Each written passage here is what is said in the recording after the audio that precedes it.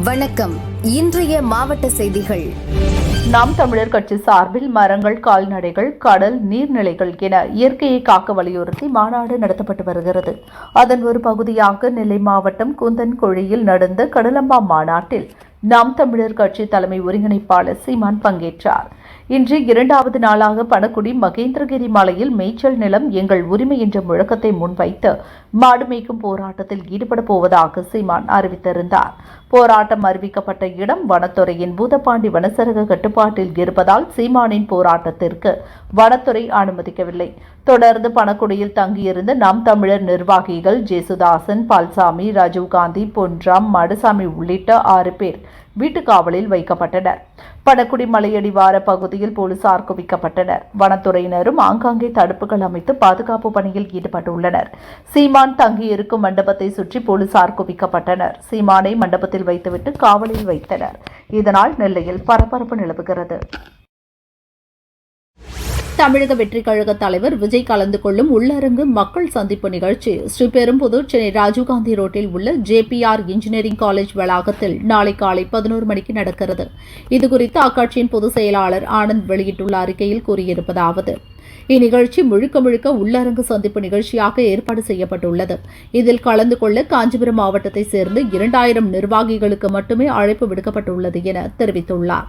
நிகழ்ச்சியில் விஜய் மட்டுமே பேச உள்ளார். முன்னதாக சில முக்கிய நிர்வாகிகள் மட்டுமே பேச அனுமதிக்கப்படுவர் என கட்சி வட்டார தகவல் தெரிவிக்கிறது.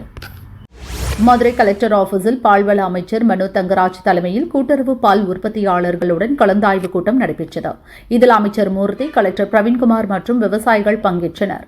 பின்னர் செய்தியாளர்களை அமைச்சர் மனோ தங்கராஜ் சந்தித்தார். அப்போது உத்தரப்பிரதேச தனியார் நிறுவனம் மதுரை ஆவினுக்கு அனுப்பிய கெட்டுப்போன வெண்ணெய்க்கு 4 கோடி ரூபாய் பட்டுவாடா செய்யப்பட்டதாக எழுந்த குற்றச்சாட்டுக்கு பதிலளித்தார்.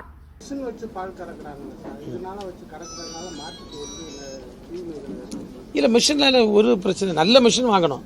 இப்போ நீங்கள் இவங்க விலை குறைஞ்ச மிஷின் ஏதாவது மிஷினை வாங்கிவிடக்கூடாது. தரமான மிஷின் வாங்கி அது மூலமாக பால் கறக்கிறதுல மாட்டுக்கு எந்த கேடும் வராது. மேலை நாடுகளை பார்த்தீங்கன்னா அங்கே வந்து கம்ப்ளீட்டாக மிஷினில் தான் கறவை. ஏன்னா ஒரு மாடு 60 லிட்டர் 70 லிட்டர் கறக்கும். அது வந்து கறந்துட்டு இருக்க முடியாது. ஸோ முழுமையாக இங்கெல்லாம் மிஷின் தான். நம்மளும் அதை நோக்கி தான் போயிட்டுருக்கோம். ஏன்னா இப்போ கிராமங்களில் பால் கறக்கக்கூடிய ஆள் வந்து கிடைக்காது. அதில் எந்த தவறும் இல்லை.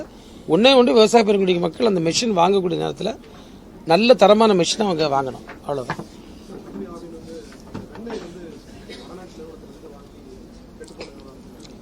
சார், அது வந்து நீங்கள் வந்து பார்த்துருப்பீங்க. நாங்கள் உடனடியே ஒரு IAS ஆஃபீஸரை அனுப்பி அந்த விஷயங்களை வந்து என்ன நடந்திருக்குன்னு பார்த்தோம். இப்போ வந்து நீங்கள் பார்த்தீங்கன்னா நமக்கு வந்து எந்த பொருளுமே NCDFI அந்த போர்ட்டலில் ஓப்பன் பர்ச்சேஸில் தான் போகிறது, ஆன்லைனில் தான் வாங்குது. அவங்க வந்து தரம் கொஞ்சம் குறைவாக இருந்தால் கூட இங்கே உள்ள டெஸ்ட்டில் கண்டுபிடிச்சி அந்த கன்சைன்மெண்ட்டை நம்ம வந்து திரும்ப அனுப்பிடுவோம்.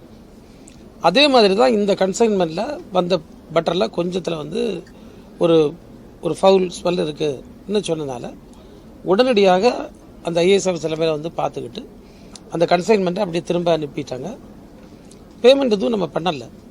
அதில் அது எந்த விதத்திலும் ஆவினுக்கு ஒரு லைபிலிட்டி ஏற்படுத்தக்கூடியது அல்ல. எந்த பாதிப்பும் அதெல்லாம் நமக்கு ஏற்படலை. அது அப்படியே திரும்பி அனுப்பிட்டு